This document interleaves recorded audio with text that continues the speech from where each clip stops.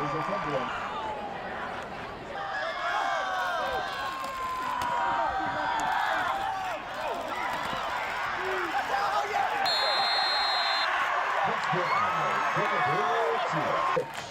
Becoming seats to that carry.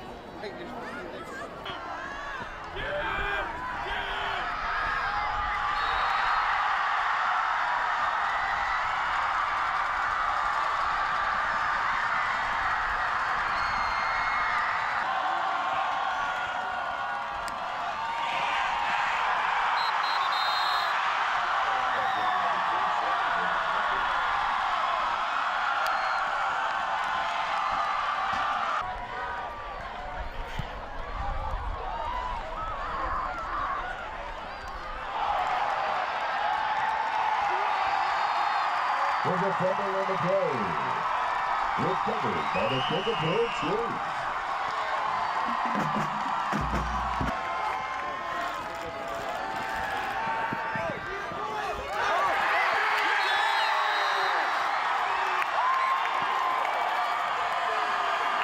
Pass complete for a couple. He's good.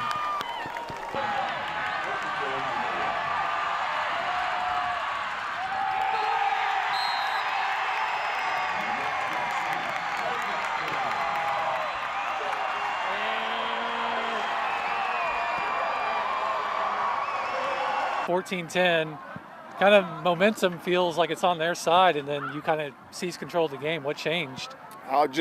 We made some changes scheme-wise, defensively, offensively, and it's like I told the kids. It just boiled down to them going out there and executing. We talked all week. We knew their skill players are really, really good, and they did a good job of getting them in space with the zone stuff. And we told them we were going to have to weather a storm. They were going to come out and play really well. We were going to get the best Glendale version that we've seen on film. So I told them I was just proud of them being resilient and sticking with the game plan and being able to execute there in the second half. About your two backup quarterbacks and running back here, you kind of changed things up a bit that second half, 13-1. They kind of shouldered the load on offense for you. Yeah, we had Nick Lapari and Brooks Eaton. They kind of got dinged a little bit. We're just kind of being on the safe side. And, Noah's a guy that takes those first reps. We got two really good backs, we feel like. And then Ben Johnson is he's a guy that was in the running for being a starting quarterback up to that first week, and we knew what he was capable of, and went in there and did an unbelievable job running the rock for us. They were putting more guys in the box than we could block, so we had to go some quarterback run game, and he did a great job for us there in the second half. Not only was it rivalry week, it was homecoming week, a Thursday night game too. So how did you think your guys just kind of handled all the other stuff going on this week? It was the trifecta for sure on distractions. We had the homecoming, I'm trying to think what it was today. Assembly, the parade. You always worry about that as a coach, especially having some younger guys that haven't done this before. So, it might have taken us a half to kind of figure out, hey, we're actually playing here on Thursday. But like I said, I was really proud of them for going out there in the second half and performing like they did. Can you kind of explain what the South Side Showdown means to this team? Yeah, it's important. I was a Nixa guy. I played at Nixa. Was a part of Nixa Ozark for 4 years in high school. I think this rivals that without a doubt. Just in, you can tell by the crowds. I told these guys they get an opportunity to play in an unbelievable high school environment. You got 4,000 or 5,000 people here, and it's important to the people in this community. So obviously, it's important to us for sure. Last thing, just a shout out to your special teams. You made 2 field goals and you recovered a punt tonight. So that's 2 weeks in a row that Andrew Bartles has played unbelievable. You know, having the 2 kickers that we've had here in the last 8 years, and Nick Quadrini he's now at Mizzou, and then Price Brown, who's at Pitt State.